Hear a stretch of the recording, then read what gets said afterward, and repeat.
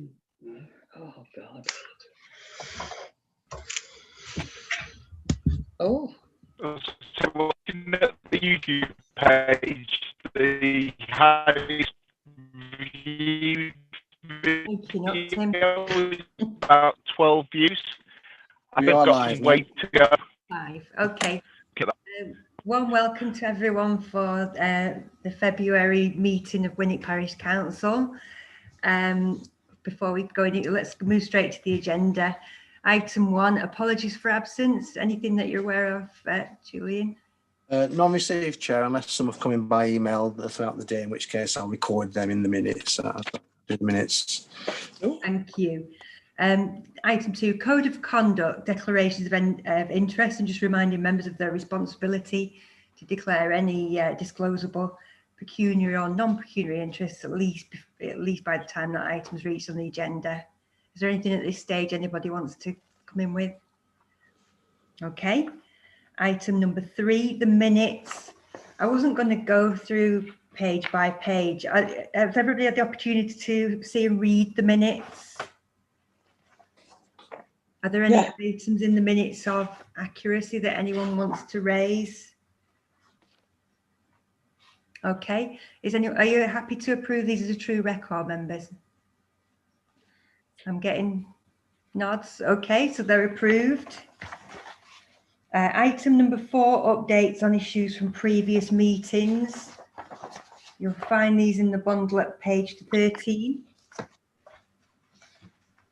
It's slimmed down a little bit, I think. Is there anything on that any members want to pick up?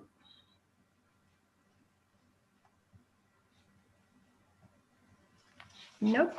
Okay. So we'll move on straight to question time for electors. Julian, do you want me to read these? There's 2 questions that we've had in, aren't they? Both on the same topic. Do you want me to read? There are, yes. It's up to you, Chair, whether you want to read them out. Both are actually published in the agenda papers, so members of the public could read them for themselves if they wish. But they're essentially both on litter. They're both on the issue of litter of fly tipping.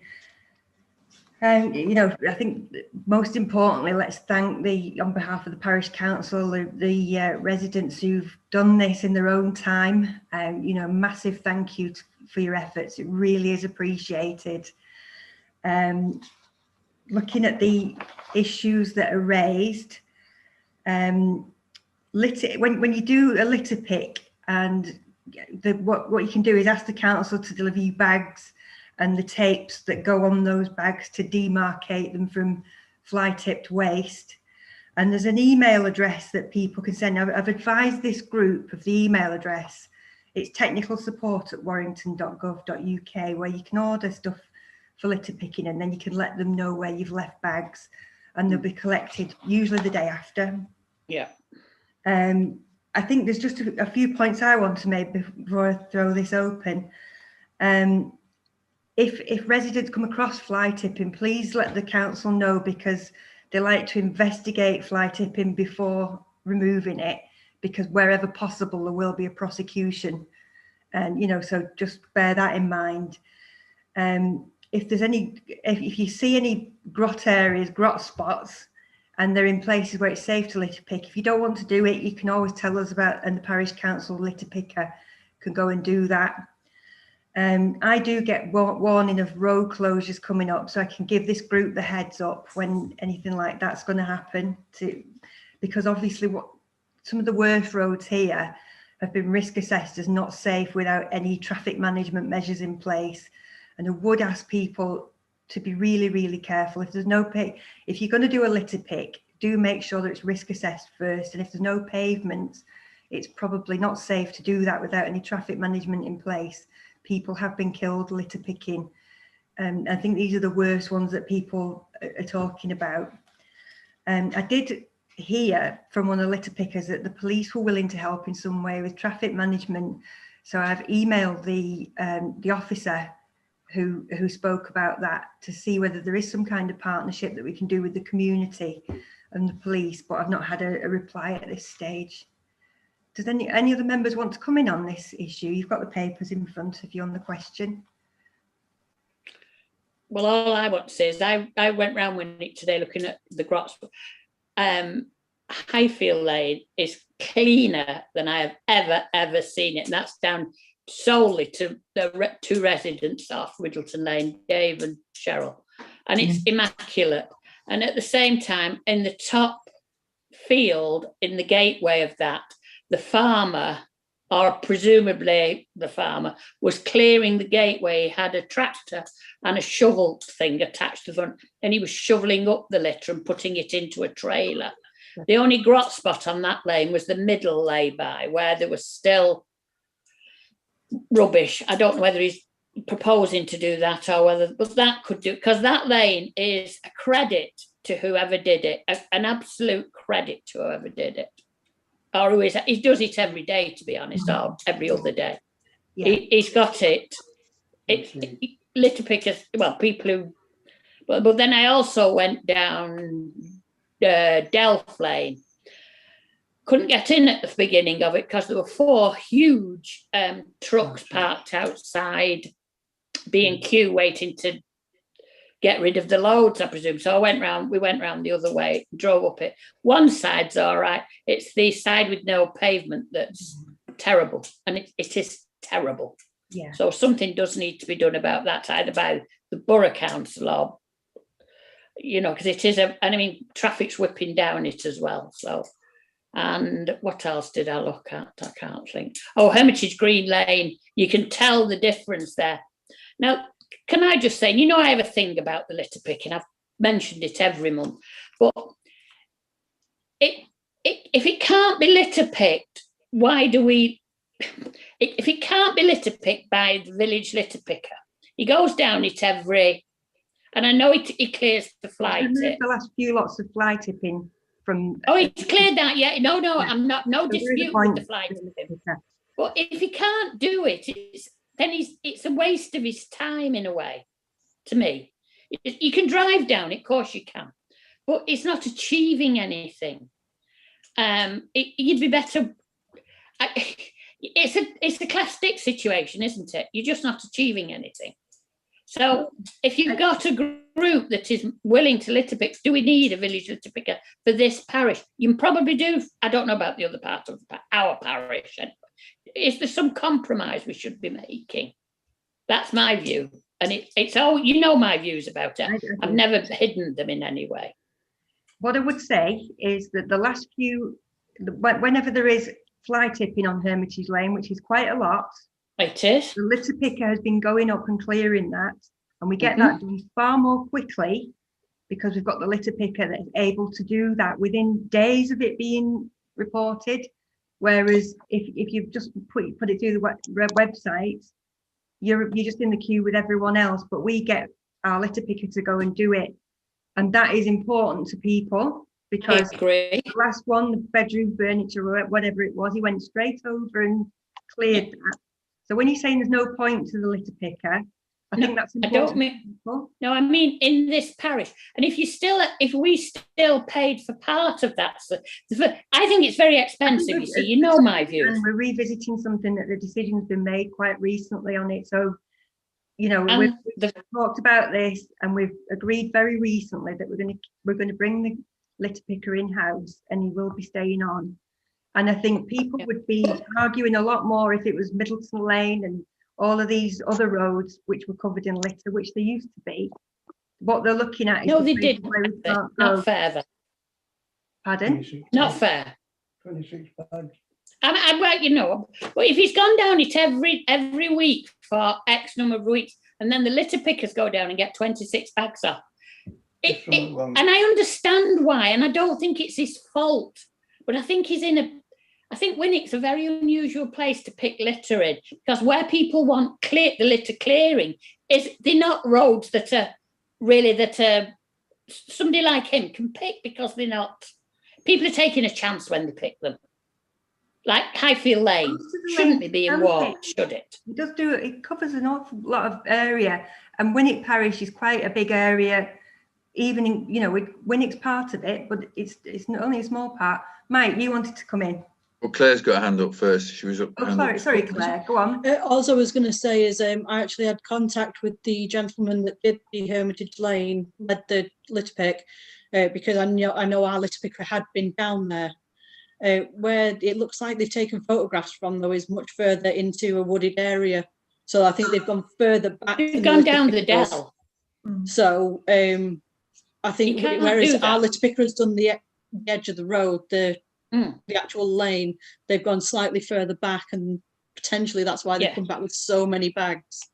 Well, no, because they can't pick there because it's down the dell. It's very steep sided. It's dangerous to pick there. It is. It's dangerous. I think they've reported what was there, you know, which is valid. It needs a bit more specialist equipment to pick there, which I presume the borough have.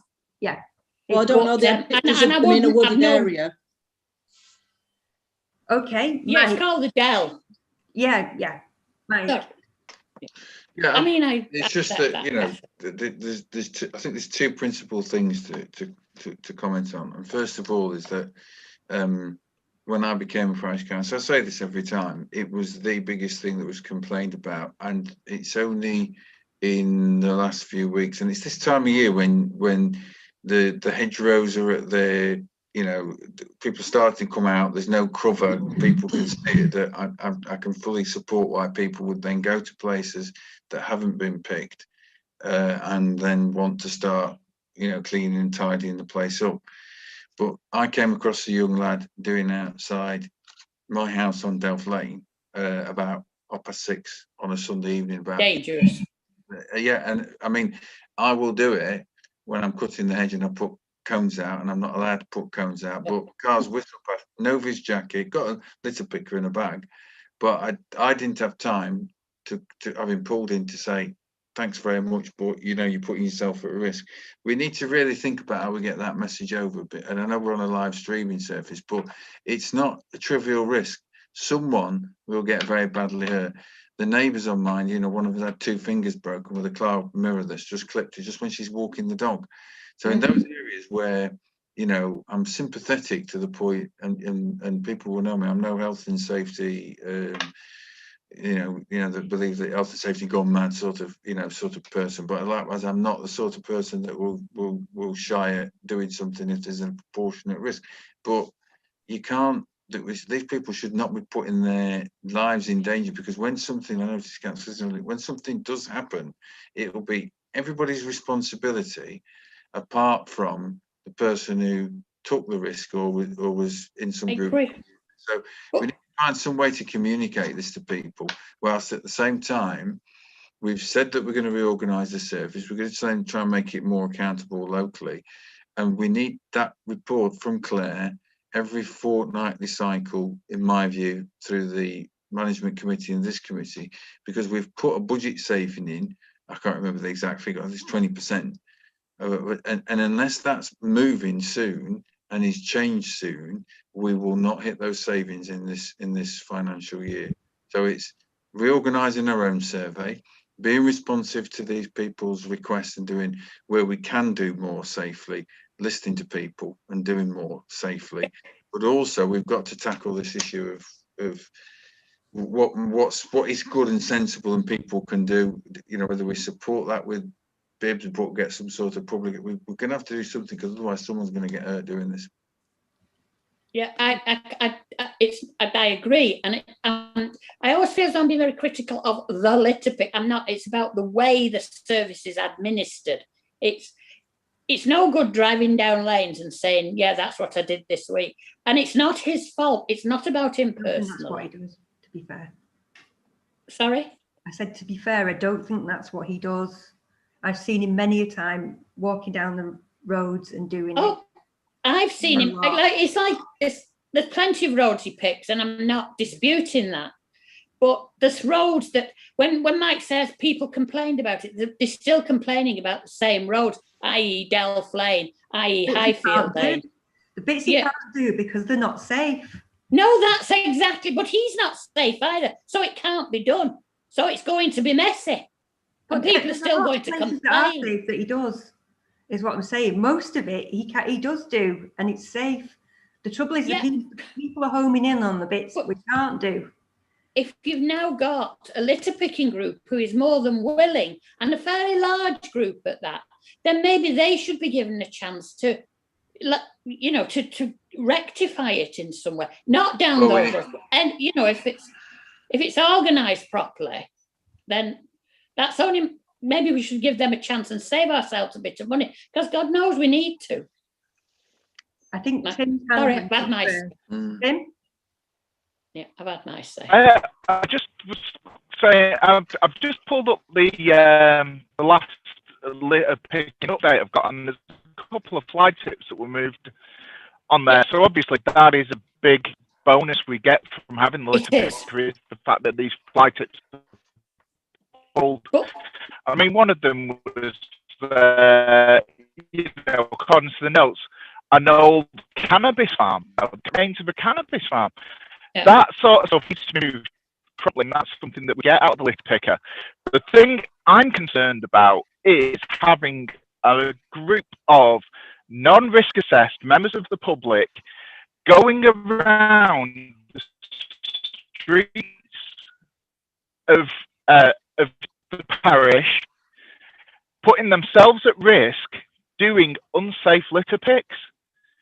We could run the risk of somebody getting seriously injured or losing their lives if we have these groups go out without training to make sure that they are, whatever they're doing safely. Like you said, there's so many roads that would require a closure to actually pick properly.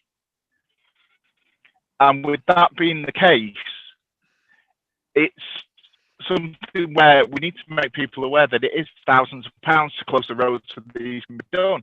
But I am very concerned that if we've got groups going out doing it off their own back, although it is to be commended for the community spirit, I am concerned about the health and safety impact of what happens to them if one of them gets injured attacking a pick on a busy road or on a steep embankment, and how that would look. It's something where it is a big concern, and saying we should give those groups a try. We're asking them to go into harm's way. I am not comfortable asking any member of the public to go into harm's way to pick litter. And it is simply a hard limit for me. The litter picker must stay, and everything that we do is monitored, risk assessed, and done safely. Allowing members of the public to go into harm's way doing this stuff is potentially going to result in disaster for somebody. Yeah, and that wasn't what I was saying. Wait a minute. Sorry. Okay, thanks, Tim. Chris, I think you were showing your hand. Yeah, I was, Chair. Yeah, I just wanted to echo what you said about acknowledging the benefit that I will still say that I'm very uncomfortable asking or expecting any member of the public to do that. Thanks, Tim. Go on, Chris. Yeah, no, I just wanted to echo what you said, Chair, about recognising the benefit that we get from the litter picking service, and sort of acknowledging that, you know, obviously that service is there for the whole parish, and thinking specifically about Peel Hall ward. I know that we've benefited from that. I share Tim's concerns about sort of unregulated groups, going out and conducting litter picks. However, kind of well-intentioned that is, there is obviously the risk there, and I'm just kind of cautious about what the liability, if any, is on the borough council or the parish council if something untoward were to happen to anybody. In terms of the more rural aspects of the parish and the roads, which are notoriously difficult to litter pick, I know that our neighbours in Croft and Pilchard and Glazebury have had similar issues because they've got roads similar to ours where, I'm thinking particularly Winwick Lane in Croft, it's an absolute nightmare to litter pick. Is there some way that we can collaborate with the borough council on this, or get the borough council involved, so that when those roads need to be cleared of litter, I mean, I don't know whether it is necessary to go to the extent of a full road closure, but I'm just thinking that if those areas are being spotlighted by people, and if litter is a continuing problem, in those more rural parts of the parish, is there some kind of dialogue liaison we can have with the borough council to kind of tackle that? Because, it's not safe for the litter picker to go down there. It's not safe for members of the public to do it, but ultimately there's still a problem there that I think possibly we need to address. So that's just my 2 pounds, Chair. Can I have Mike, one more? have your hand up. Can I have one more twopenneth, Kathy? Go on, Anne. Sorry. I think you've misunderstood what I've been saying, or there is a misunderstanding. I am saying a lot of the roads in Winwick, it's not possible for anybody to litter pick unless there's a road closure on them, which we agree. It's dangerous. So they shouldn't be included in the litter picking schedule unless there's fly tip down them. Now, if he's willing to move fly tip, and I think he is, that's absolutely fine. But a lot of the roads on that schedule, if you know the road, it's not possible to pick them because of the situation of them. And that's what I'm saying. I'm sure in like the other part of the parish, there's a lot of streets and roads, and they're perfectly, you know, good. But Winwick isn't like that. It's peculiar. It's not even like Burtonwood in a way. It's peculiar in it's that it's got a lot of roads in that are not, I don't know what you'd call them, rural roads, country roads. But those are the pretty roads that people tend to complain about when they complain about litter. It's not on the estate roads or on the main roads. It's on these little pretty roads where they think they're on a country walk, if you like. And they're not actually, but that's another story for another day. No, I'm not. I always feel as though you think I'm not criticising. I'm saying it's not organised properly. Somebody needs to get a hold of it to see where he can pick, where he can't pick, and where we get best value for money. Because I don't feel we're getting best value for it's the high part of the budget, and I just don't feel we're getting best value for it. And it's not his fault. I've always said that. It's not his fault. Nobody's given him clear instruction. This is one thing that everybody in the whole parish of Winwick benefits from, remember. So, you know, everybody who pays their council tax in Winwick Parish benefits from that. And there's not many things that you can say that about. Mike, do you want to come in? Yeah, it's to try and sit between the sort of yourself, Chair, and Councillor, and I've got a high regard for. I think there's a middle ground here which we've set out when we agreed to reorganise the service, but we need to get on with that, and we need to set some timelines for it. Now, there's two things I think come out of this meeting, if it can be so bold and to make a recommendation. I'm going to pass a motion, but I'll make this as a recommendation. First of all, as a council, our officers, I don't know whether that's Claire or Julian, but we need to get something out there via Facebook and via our own webpage that covers the fact that we are reorganising the service. We would welcome an engagement as to where public that want to get involved and want to either pick material or, you know, guide the services to where things should be done. But we're also very concerned about the public safety of going into places that we've done risk assessments that we know are at very high risk, and we want to try and avert an accident. We need to get something posted on Facebook or, you know, Twitter or whatever. It's not like a question of Councillor Matthews passes a motion and it goes to planning subcommittee 4 weeks later, and by April 2027 we issue a draft policy. It needs doing now. And then the second thing is, can I suggest, is that we look, perhaps take advice from Julian now, that we need a public engagement event. You can do these things virtually. Well, let's be honest, we're not far away. I'd love to know when we can next get a group of people in the centre, in the old-fashioned way, social distance, whatever, to actually then discuss what that looks like as part of our reorganisation of the service. Because we need to get as many people as possible engaged, get them spotting things, getting them directed in dynamic, you know, runs out of the leisure centre with clear contactable, not 24/7, but between the hours of 9 and 5, 4 days a week or whatever it is. And then to engage that activity so that, you know, if there's a grot spot, but he's going to go and do it that morning, they go somewhere else. We just need to be joined up. It just needs to be good community organisation. But they're the two things I think we need to get past tonight, and we need to get something out quickly to people and reach out to these people and say, look, you know, we want to work with you. We want you to help us and us to help you. Okay. Can I just add to that? I think Claire, I'm sorry, but I think we need equally well. I think we need the borough. I don't know who it is in the borough. No, I forgot what it's called now.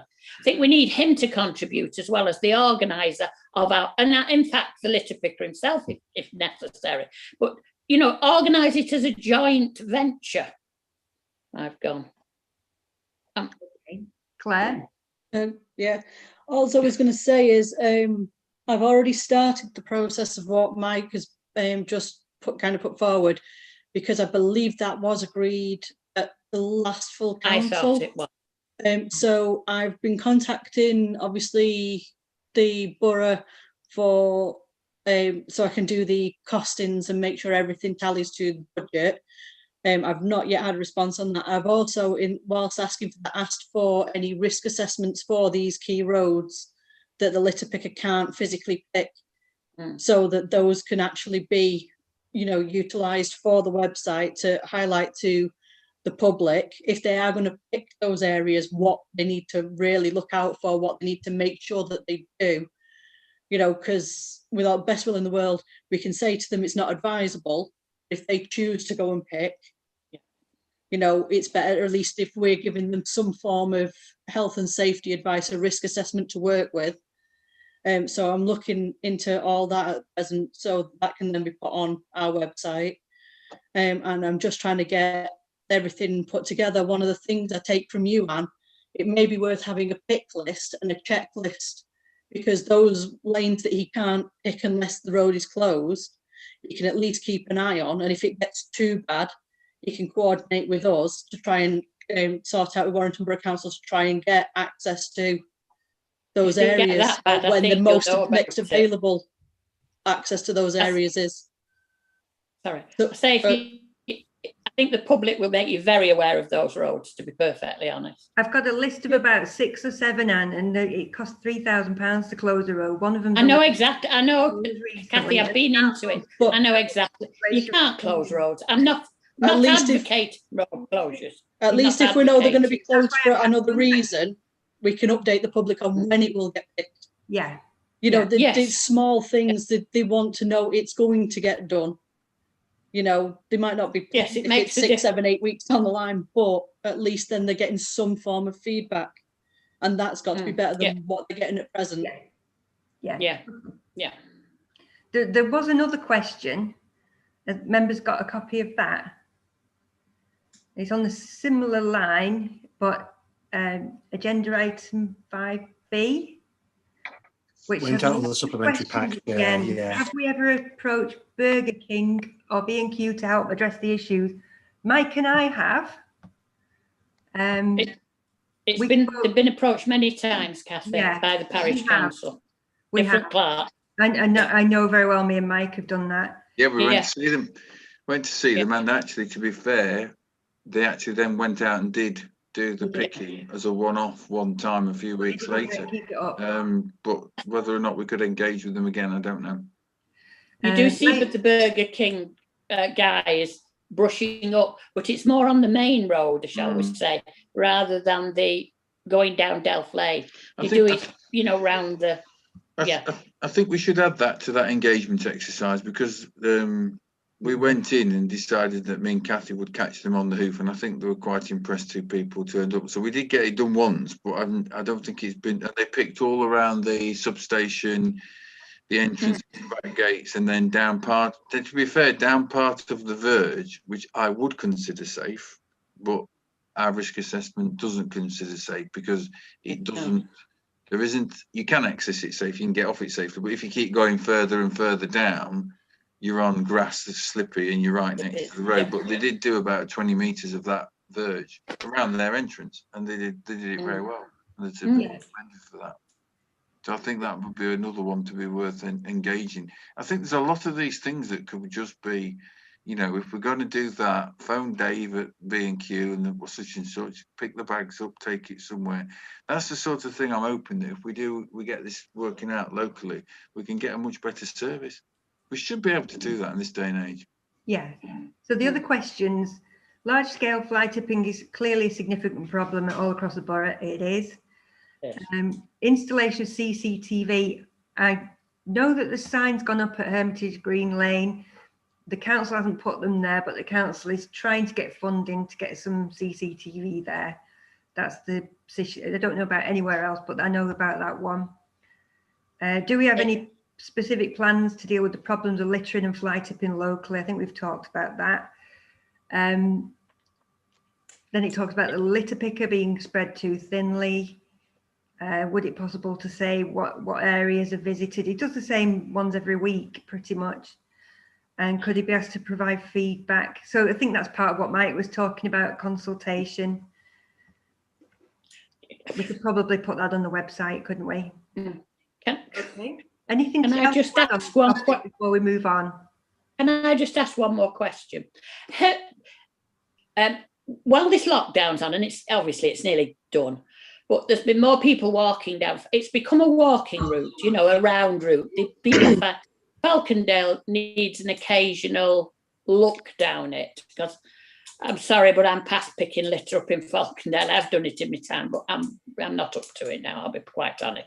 I think if he looked down Falcondale on occasion, it would be useful, because it's becoming, I mean, I counted 100 and something people walking down it on Sunday. It's weekend. They're just walking. I mean, they're not, it's perfectly fine. But if you see 4, usually it's a bonus. If you could just do that, Kathy, that would be useful. Okay. I'm sure you can organise that. Yeah, thanks. Okay. So should we move on? Item 6, written motions received. Did you say there was a motion, Mike? I'm going to take that as a no. Item 7, police and community issues. I think we've now got reports from 2 of the officers. Yeah, there are reports in the packs from both areas, Chair. Yeah. Anything that arises? I know there's been problems on Rectory Lane with some very weird activity going on. So, you know, keep an eye out for that if anyone's in the area. What sort of weird activity? Cars late at night, and people getting out of cars very late at night with, you know, it's a bit odd. Right. Drugs. And where's this, Kathy? Rectory Lane. Okay. We've had a very unusual set of circumstances at Delph Lane, where we had the police out 3 times because our neighbour's garden was vandalised, first of all, and then it was more severely vandalised, and then they burnt one of the outbuildings down. Which is just, I met all the, you know, Neil's colleagues and stuff, and it was very, very unusual, because obviously that sort of thing doesn't happen in Winwick.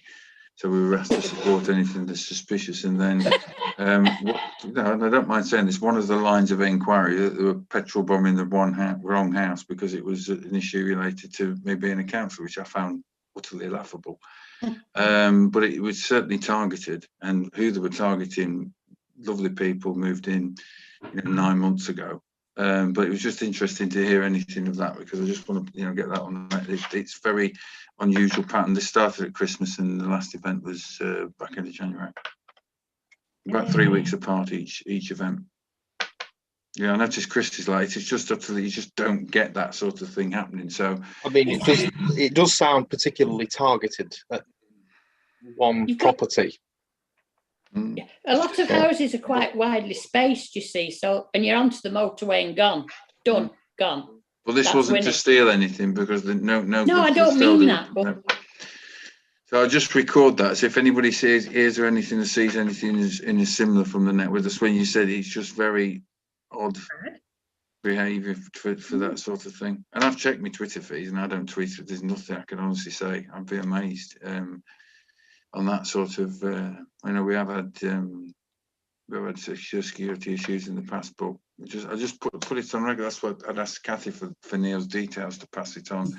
But yeah, quite serious at the time, quite worrying. Yeah, it's awful. And they've been doing quite a lot of traffic enforcement, speed cameras and things. So if anybody's passing and you see anything odd at any time of day, you know, drop us a line. We're still. Please don't warn people when the police are trying to do speed enforcement, because then they'll think there isn't a problem. Everybody just gets the heads up on it. Okay, are we done with that? So the next thing on our list is correspondence. Have you all got a copy of that? I think one of the items is from Jackie Weaver on the list. Yes. Brave lady. Very brave lady. So it's on page 19 in your bundle, members. Yeah. Is there anything that you want more information about on that list?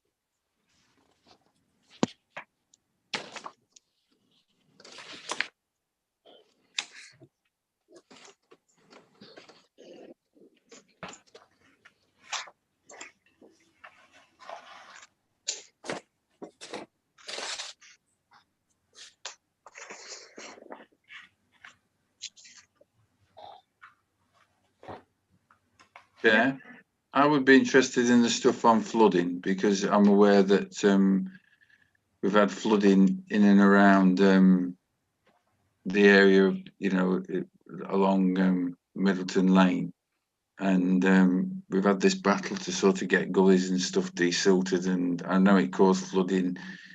I don't know if Councillor Vogue's still involved with Croft Parish Council, but there was flooding in Croft and flooding in Kenyon, simply due to highway drains not being maintained. I'd be interested to see what the Cheshire Association Local Councils is doing on that, because it is going to be a developing issue in terms of where road gullies are not adequately serviced. Effectively, the overland route is triggered far too early in the storm event and leads to people's property being damaged. And it's an issue. It's an issue for the borough really to look at hard. In the pit report in the flooding of Hull back in 2008, it was picked up as a really big issue. And I think Warrington is possibly one of the poorest I've come across in terms of maintaining its highway gully system, because it hasn't got the infrastructure to it. It's got one gully sucker and it should have more. So I'd be interested in picking up on that and seeing what. Which one is it, Mike? Say again? What item is it? Item 2. Chair, on item 2, I think it was just a bulletin from Chalk about crowdfunding in the aftermath of the Storm Christoph event. Yeah, rather than sort of general training about flooding and gullies and that sort of thing. It was just about if you could send it to, I'd just be interested to see where it's cropped up as an issue. What are the local authorities? In answer to your question, Mike, I'm not. Well, I know members of Croft Parish Council, and I obviously know many people in Croft through church links and school links there. But yeah, I mean, it is a hot topic, flooding in the village at the moment, isn't it? And it will be. It is across the borough, isn't it? I mean, I think all of us saw the aftermath of Storm, whatever it was, Christoph. You said Christopher there. Storm Christoph. Yeah. Yeah, I'll drop you an email separately, Chris, because the thing that we picked up on, it's my professional area, is that there needs to be, the nicest possible way, that when we put things through for planning, we get planning conditions as long as your elbow from the borough in terms of, and they've got a very good SUD scheme and all this. And then when you look at the basics of where flooding is coming from as the local flood authority, it's something that really needs to be picked up on. So it'll be just interesting where it's cropping up, and because the Kenyon was hit quite badly. Yeah. When you along Kenyon Lane, it's about 9 or 10 road gullies that just aren't maintained, and it just gathers. It just starts at the top of the hill, comes past where we keep the horses at Hillside Stables, and hits somebody's outbuildings. It's just not acceptable in this day and age to do that. Very old systems, aren't they? Yeah. You know, Julie, very old system. I would make that email. Yeah. And then you can see what it said about flooding.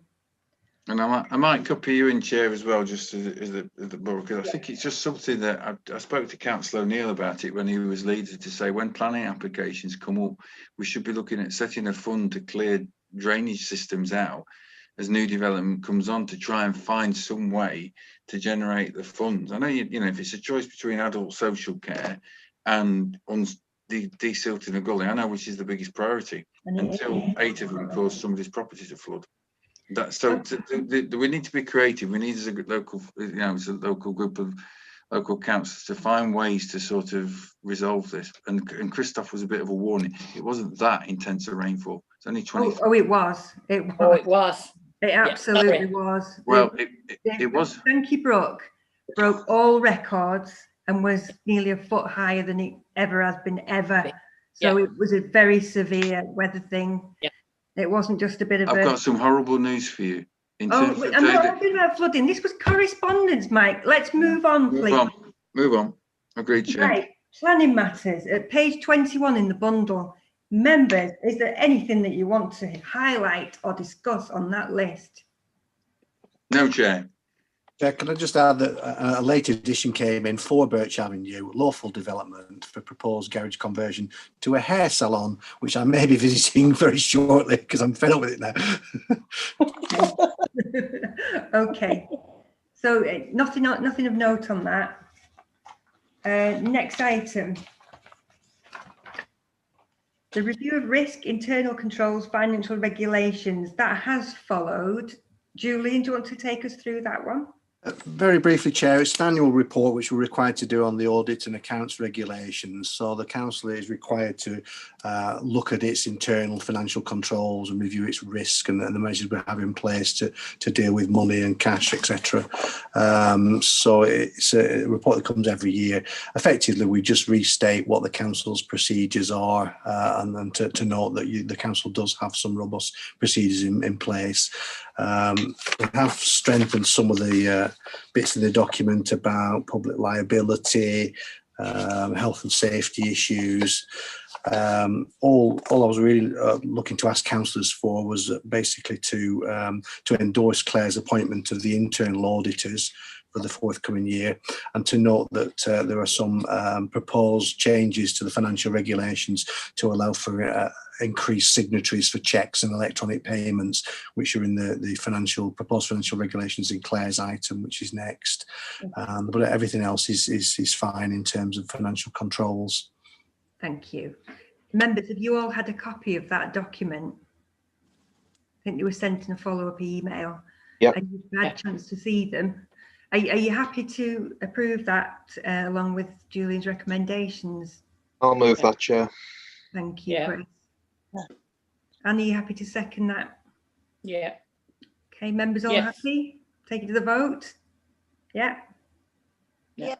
Yeah, that's Favour. thank you. So number 11, Finance Officer's report. That's been circulated separately. So Claire, you take this item for us. Yep.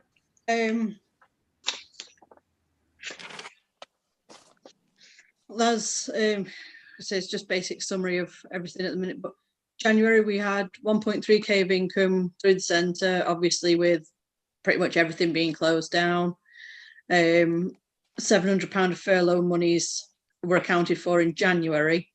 There was another 2.4k that hit the bank just on the 4th of February, so missed going into the actual profit and loss for this one, but is obviously going to show on the next lot. But the centre, because it doesn't account for the 3.2, a lot of 3.2k for January, and the year to date was showing a 32.8k loss. Now, I have looked at the year to date for what we've got so far in February. And if you bear with me a second while I scroll down, we're looking, it's currently down to 29.1 loss with the furlough monies that have come in, and any little bits of room hire, the preschool and whatnot that's been accounted for as well. I have found that I can actually process, as I do the payroll this week, I can process the furlough for that set of wages. So as the money goes out, the money should come in on the Monday or the Tuesday. You know, either the Monday the wages go out or the Tuesday following it. So that will speed that up a little bit more, more coming into the bank. I mean, it's only the furlough money. The bigger monies are obviously the debtors, which I'm working on, which we're going to discuss in part 2. And in January, we had 8.1k of expenditure on the precept, with a total of 84.1k on the year to date. And then other than that, unless anyone's got any questions on the profit and loss figures and the income and expenditure, it's just the financial regulations. So okay. Has anyone got any questions before I move on?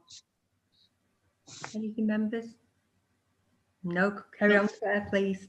Okay, so you'll note on the financial regulations, I have done some amendments and additions that are noted in blue, and suggested removals in red. The first one for an amendment is 5.3 on the list. It's just so that it used to be worded that it would be the RFO and 2 councillors that would, that would sign off the wages. We have discussed in the past having Julian and was at the time it was a deputy manager we were considering, but the manager being able to sign off the payments as well. So I've made the amendment, so it's those staff or council members who have indicated they wish to act in this capacity and have been approved by the council to do so. So obviously it's not just any old staff member can be added to it. The council have to agree who can and can't be a signatory, but it will ease up getting payments processed, because I know we had a slight issue last week because Councillor Matthews obviously was indisposed. Councillor Gordon's account I still believe is still having problems, and I know Kathy yours is because I'm still chasing them down on that. So yeah, well, that's the thing, I'm still chasing them to get that changed so that you can actually authorise them, because they made the error in the first place. But so it ended up being that staff and any payments going out went out a day late, which when you've got staff who are earning minimum wage and stuff is not brilliant. They've got bills due to go out and whatnot. So again, that one was posited by Councillor Matthews, particularly with reference to when we change over in May, because if God forbid, yourself, Mike, Sue, and either don't stand or are not voted in, we then have no signatory to the account. So it'll give us at least a safety net there that staff can cover it as well. What are you looking for us to do, Claire, with this? Approve it? It's just approve once I've gone through the changes. If you approve any changes, or let me know which ones you don't wish to be made. Well, Mike, sorry.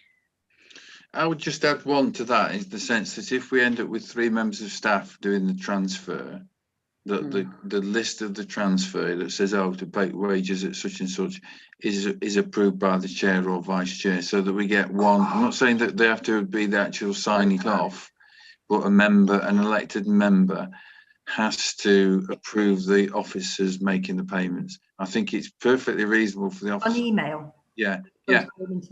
Just to note that it's been done to protect those members of staff, so to speak.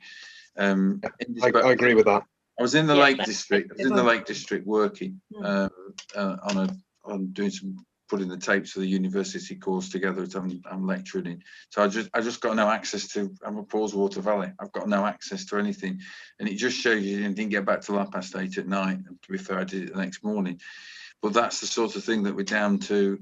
Me and Anne being able to sign it off. I can't guarantee I'm free every Monday or contactable every Monday. We need to move to that system. But I do think if it's staff that have to make it, like even if it was Julian and just get an email, just cover yourselves.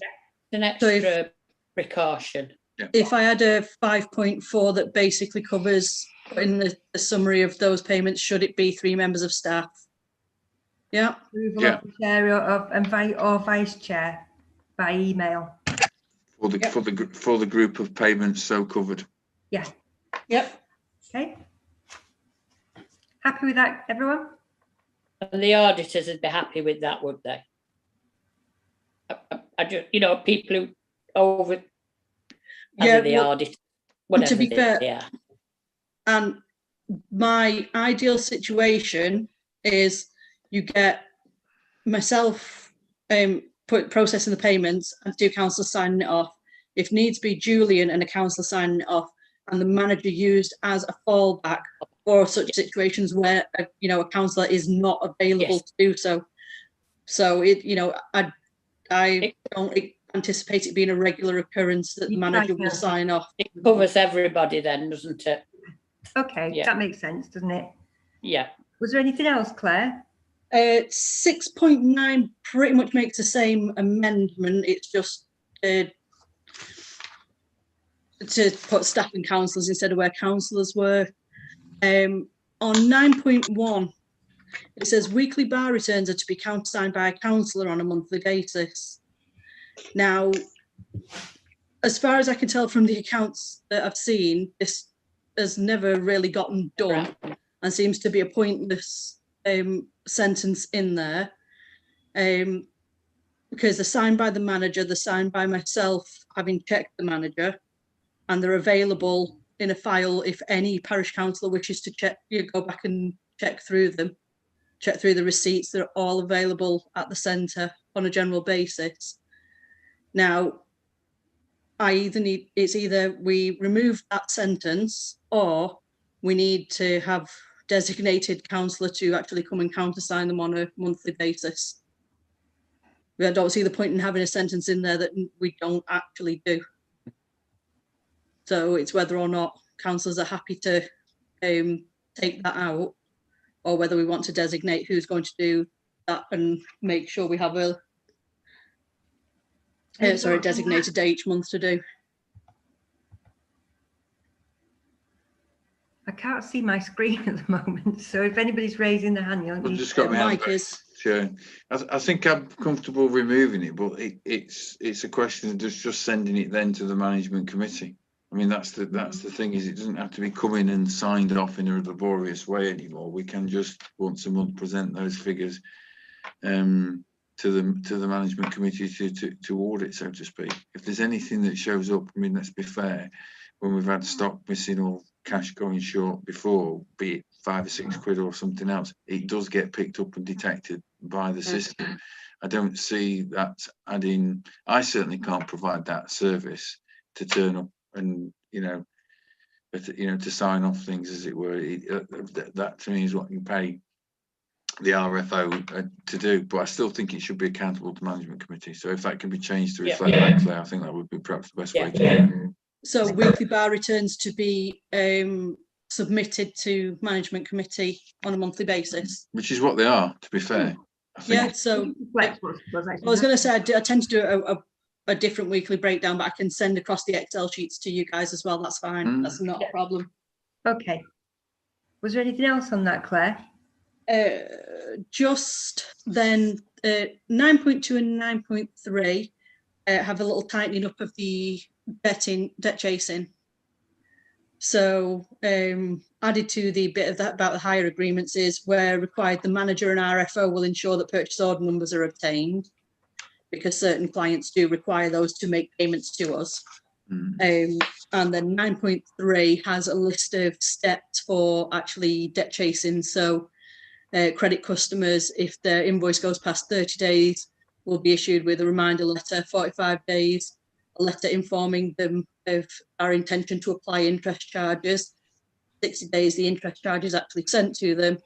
And then if the invoice remains unpaid at 75 days, it can be fetched to council with a recommendation as to whether or not we put the client account on hold, or, try to put in, if we think we need a debt chasing agency for any reason, try, see if any of those steps need to be processed for them, and whether or not that client then goes on to a payment upfront usage after their credit account is cleared. Because like I said, one of Mike's concerns has been that obviously it hasn't been stringent enough, because otherwise we wouldn't have the debtors list we do have. And therefore I'm trying to tighten up that process, and if it's in these regulations, I can hold staff to it if they don't do it.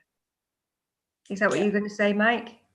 Yeah, the only thing I would say, I think that those credit terms are still too generous. I'll go with Councillor Ridden on this. For people who are small lenders and personally known to many people, I think if people are, I don't personally mind giving anybody 30 days credit, but if you're doing a weekly class, that's four bookings, or if you're doing 2 bookings a week, that's quite a lot. So I think if people, I'm minded to take other people's views, but as the chair of the committee, I think once somebody gets to that 30-day stage and any of the other stages, it should be a matter that comes to the committee as a part 2 item to decide what action needs to be taken. Because the first, you're not getting into a 90-day debt mess unless you get past the 30-day stage first. So I think sometimes Councillor Ridden's intelligence and Councillor Gordon's intelligence on this will be very, very useful. But these are people who are parts of the community supplying useful services. There could be all sorts of reasons why. So it should definitely be a part 2 item. But I do think, given some of the debt that we're carrying, it does need to be sooner than currently in that. Yeah. Would you agree, I agree Councillor? with that. Yeah. So at any of those stages, brought forward to the committee as a part 2 item. Okay. Okay. Happy with that? Everybody happy with that? Yeah. Yeah. Yeah. Okay. Is that it, Claire? 9.7. It says a reference to the related hire agreement or other identification indicating the origin of each cheque shall be entered on the documentation accompanying the weekly bar return. We get paid to see how we would actually do that. So I'm saying to have that removed because it can be put in as just sending through a list of who has paid us to the various council meetings instead.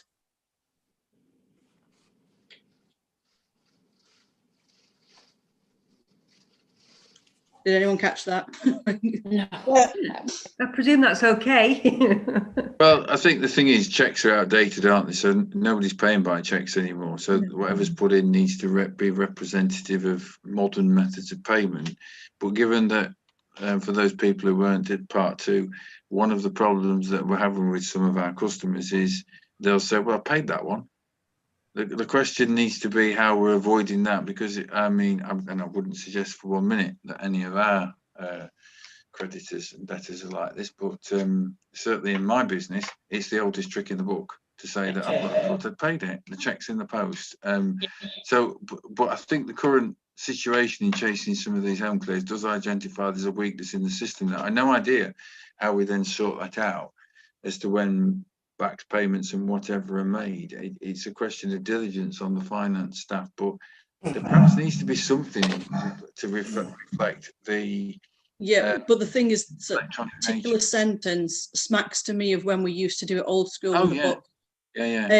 And it doesn't really apply now because the electronic system will record when, you know, a bank payment has come across and been allocated to an invoice, which is what makes it easier to track. If you know, someone does say to me, oh, I think I've already paid that one. Well, when did you pay it? Because I can check the electronic bank and then I can check the electronic system and see where that payment has been then allocated to. The problem I can see from our customers is that they may book 8 room bookings a month and they're all £75.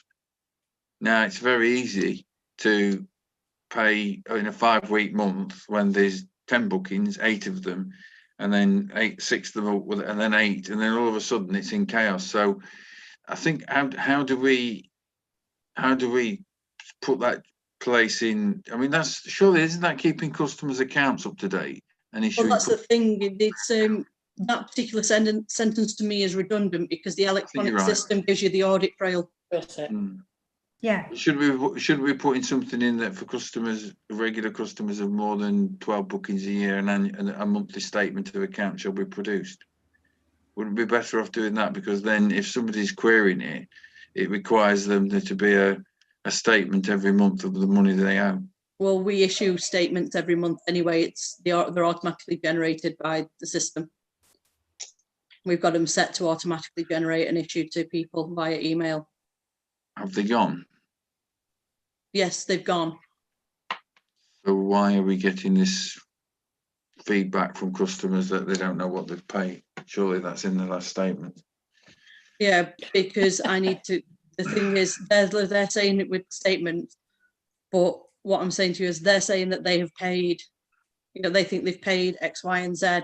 I need to pin them down and get the payment dates off them and see where it's been allocated, because the statement that goes to them will show what's outstanding. Some are not good at accounting.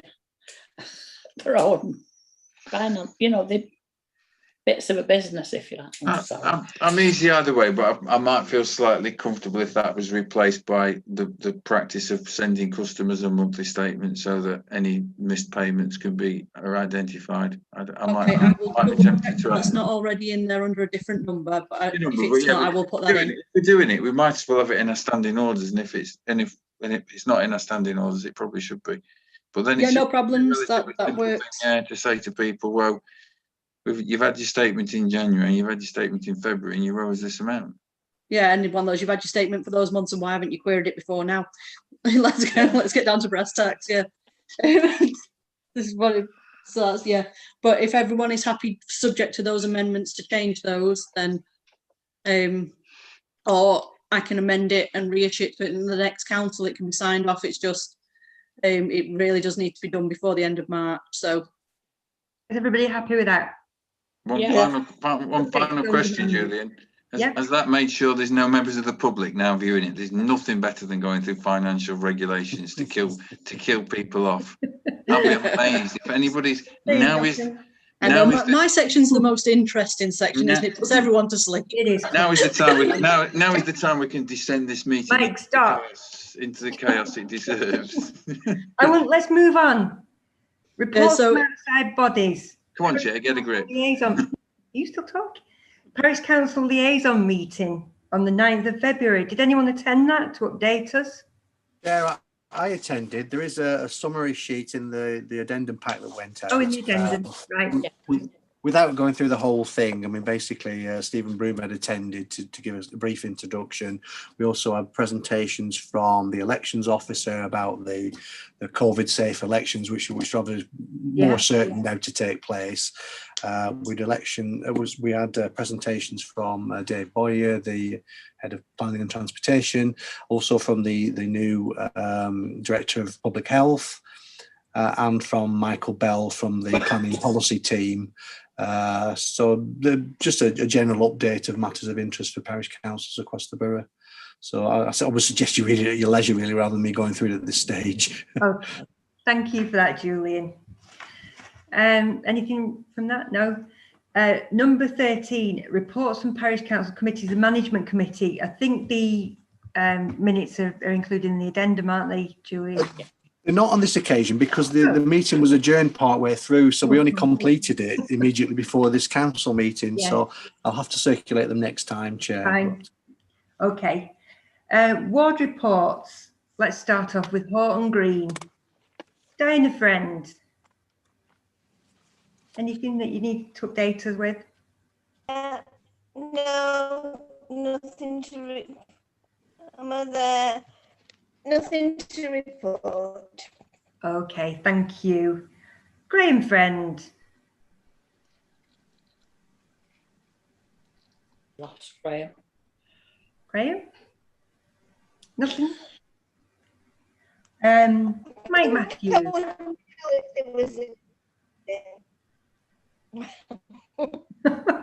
Who's talking? Oh, take it as read. No, some of the quietest streets and nicest parishioners in the town. Nothing to report. Okay, let's go to Peel Hall then. Tim, have you got anything you want to tell us? I will, because we are still in part one, try and remain, let's say, not incandescent with rage at this point. But I mean, as Claire has pointed this out and emailed everyone, there is that delightful dirt and oil drum fence that has been erected at Birch Avenue, I've seen which is an absolute eyesore. Is an insult. It's an absolute insult to the residents there. Yeah. I'm pretty sure, I imagine it's potentially a planning abomination. And ultimately, because it is just loose soil and oil drums, this is something that's going to get blown around when it's dry. It's going to get washed into the drains. And with the flooding we've had recently, it's just an insulting and irresponsible thing to do. to the area. And I really do hope something could be done about getting that removed. Now, I understand removal will be on the remit of the parish, but certainly I would ask that we write to the council to seek further guidance on this and see if there's anything that can be done. If the original fence went in without planning permission, I can't see there's any logical way that just piling dirt in the area would ever be something that would be considered anything acceptable. And essentially, it looks a bit like a glorified fly tip, to be brutally honest. I will now stop speaking, allow my colleagues to speak, and I will try and calm down, because every time I look at the pictures of what they've done, And you've gone on mute. Thanks, Tim, for that. Okay, Sue, have you got anything you want to tell us about? No, it's not. All quiet. All right. Sorry, Sue. It's Sue. You've not got to win it yet, Sue. All right, sorry. Go on, Sue Emery. I was just going to agree with Tim. Actually, it is a disgrace. I've seen it, and I feel sorry for the residents having to live with that. It's an eyesore, and I do know that the Conservative candidates have jumped all over it. So I don't know what they think they're going to do, like, but still, they have. Okay, Chris, have you got any updates? No, I think Tim's covered what we need to cover, Chair. I'm quite happy to support the concept of us writing to the Borough Council. I don't know what, I don't pretend to be an expert on the legalities of it. I think there's two different points of view on that. But yeah, I think I'd be interested to get a planning department perspective on how and whether it could be removed. It'd probably be the planning enforcement team, I'm guessing.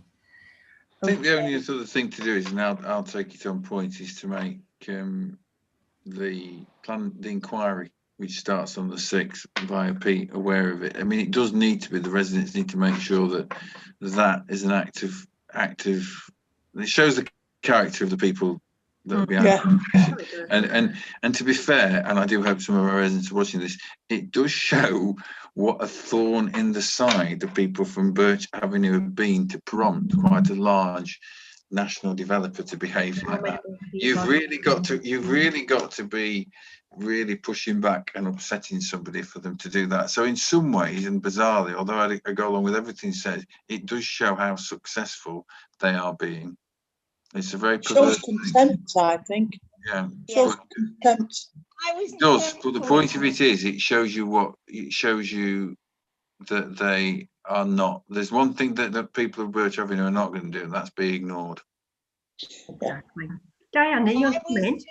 I was just relieved that we were meeting tonight when I saw it at the weekend, because I think we would have had to have an emergency meeting to do something otherwise, because we can't just do nothing. I think the parish, we've really got to write off and support them and get it done. It's really important. Well, that's the thing. If it was on any of our streets, we wouldn't like it, would we? So no, but as I say, it was just fortunate that we were meeting tonight. Otherwise, I think we would have had to have some sort of emergency meeting to do something. We couldn't have just waited 3 weeks. Okay. Let's go to Winwick then. Sue Gordon, you didn't have anything, did you? No, all quiet here. Okay. Anne, have you got anything? I've had my say. All right. I think I'll probably have mine as well. I can't think of anything else. So the date and time of the next meeting is Tuesday, the 23rd of March, starting at 7:30. So at this stage, we're now going to move to part 2, which will end the live broadcast.